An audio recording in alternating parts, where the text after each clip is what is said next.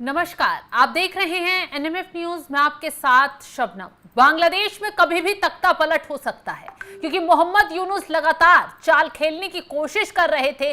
पहले उन्होंने ऐलान किया कि मैं बंधक जैसा फील कर रहा हूं, मुझ पर चारों तरफ से दबाव बन रहा है, इससे अच्छा है कि मैं इस्तीफा देकर यहां से चला जाऊं।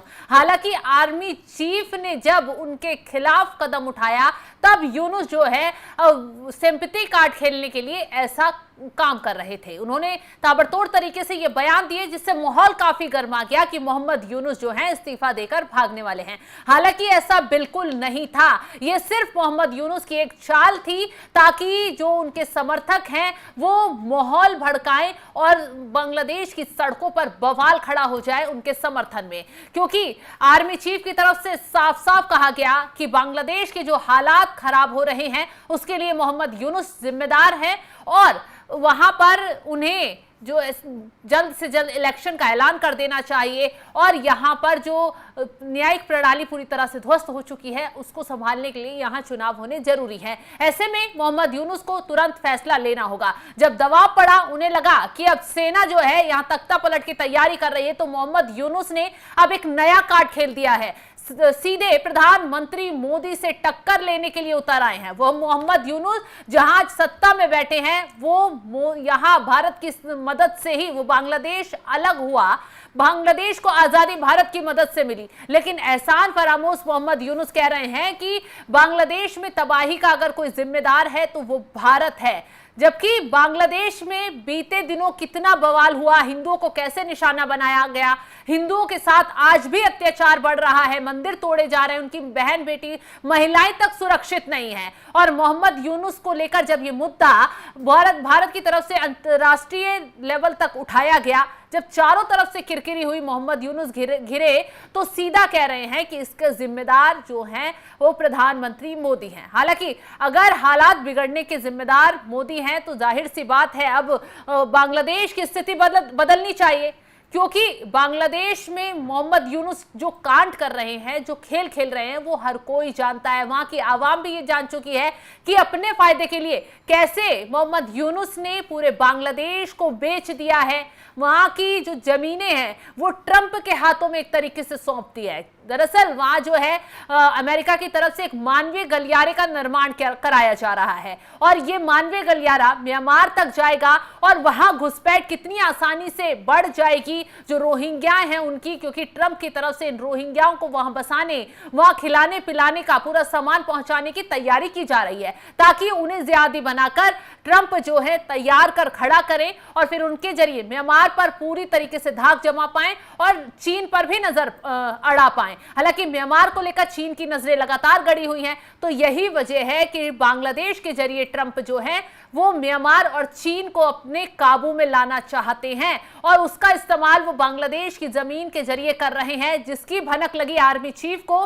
तभी तो उन्होंने ब्लडी कॉरिडोर बोलकर यूनुस को घेरा। वहां की जो जनता है वो सड़कों पर उतर आई और जो वहां की विपक्षी पार्टियां हैं बची कुची, वो भी अब यूनुस के खिलाफ एकजुट हो गई।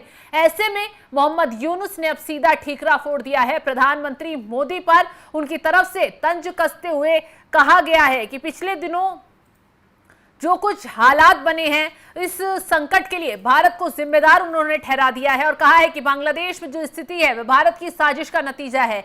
ये बात नागरिक इकैया के अध्यक्ष महमूद रहमान मन्ना ने कहा है कि जो मोहम्मद यूनुस की बुलाई मीटिंग में मौजूद थे, मोहम्मद यूनुस को लगता है कि इसके पीछे भारत और पूरे बांग्लादेश को इस समय एकजुट हो जाना चाहिए। मतलब कि भारत के खिलाफ अब मोहम्मद यूनुस जो है बांग्लादेश को एकजुट कर रहे हैं।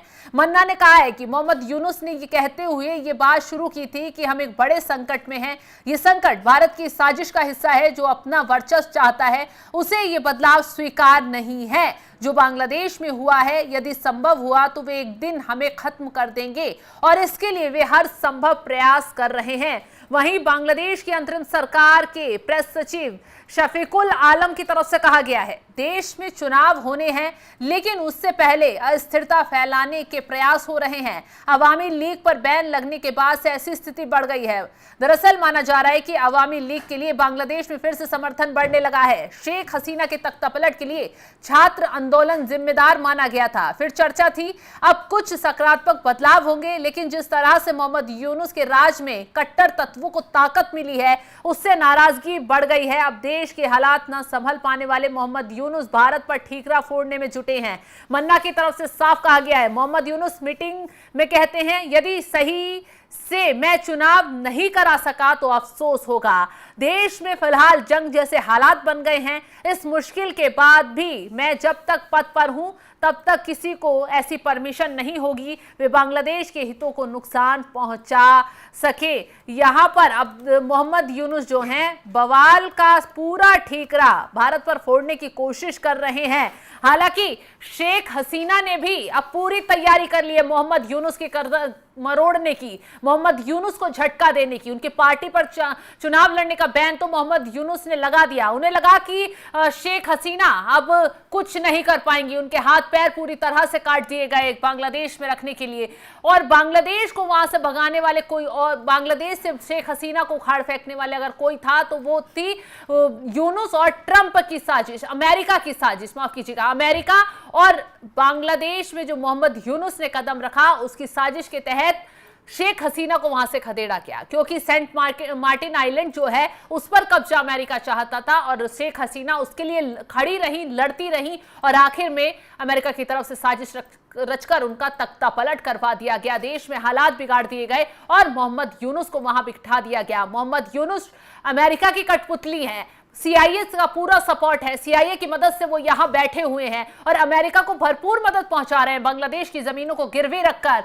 अब लोग भी समझ चुके हैं, आर्मी चीफ भी समझ चुके हैं, और सबसे बड़ी बात तो यह है, आर्मी चीफ को एक खुलासा ये हुआ, एक रिपोर्ट के मुताबिक कहा गया है कि मोहम्मद यूनुस अब रास्ते से आर्मी चीफ को हटाने की पूरी साजिश रच रहे हैं। कहा जा रहा है कि आने वाले वक्त में बांग्लादेश के आर्मी चीफ की हत्या भी करवाई जा सकती है। तमाम रिपोर्ट ये कह रही हैं, फिलहाल हम ये दावा नहीं कर रहे हैं, तमाम तरीके के सोशल मीडिया पर रिपोर्ट में कहा जा रहा है कि जो बांग्लादेश के आर्मी चीफ हैं, जो बांग्लादेश की मोहम्मद यूनुस के खिलाफ खड़े हुए हैं, खुलकर बोल रहे हैं, उनको ही रास्ते से हटाने की पूरी साजिश रच ली गई है। हालांकि आगे क्या कदम उठाए जाएगा तो देखने वाली बात होगी, लेकिन अब शेख हसीना ने जिस तरीके से मोर्चा खोल लिया है, शेख हसीना की तरफ से बयान देते हुए मोहम्मद यूनुस को घेरा गया और आरोप लगाया गया है और कहा गया है यूनुस ने आतंकवादियों की मदद से बांग्लादेश की सत्ता हथियाई है। इसमें से कोई आतंकी संगठन ऐसे हैं जिन पर अंतर्राष्ट्रीय बैन लगा हुआ है, लेकिन मोहम्मद यूनुस ने उन्हें खुला छोड़ दिया है। यूनुस ने सत्ता हथियाने के लिए प्रतिबंधित लोगों की मदद ली है, जिनसे अब तक हमने बांग्लादेश के नागरिकों की रक्षा की थी। सिर्फ एक आतंकवादी हमले के बाद हमने सख्त कदम उठाए हैं, लोगों को गिरफ्तार किया है, लेकिन अब बांग्लादेश की जेलें खाली हैं। यूनुस ने ऐसे सभी लोगों को रिहा कर दिया। अब बांग्लादेश में उन आतंकवादियों का ही राज है। हमारे महान बंगाली राष्ट्र का संविधान, जिसे हमने लंबे संघर्ष और मुक्ति संग्राम से हासिल किया, इस उग्रवादी नेता को जिसने अवैध रूप से सत्ता पर कब्जा कर लिया है, संविधान को छूने का अधिकार किसने दिया है? उनके पास लोगों का जनादेश नहीं है, उनका कोई संवैधानिक आधार नहीं है। यूनुस का मुख्य सलाहकार के पद पर रहने का कोई भी अधिकार नहीं है, वे अस्तित्व में नहीं है। ऐसे में वे संसद के बिना कानून कैसे बदल सकते हैं? यह अवैध है।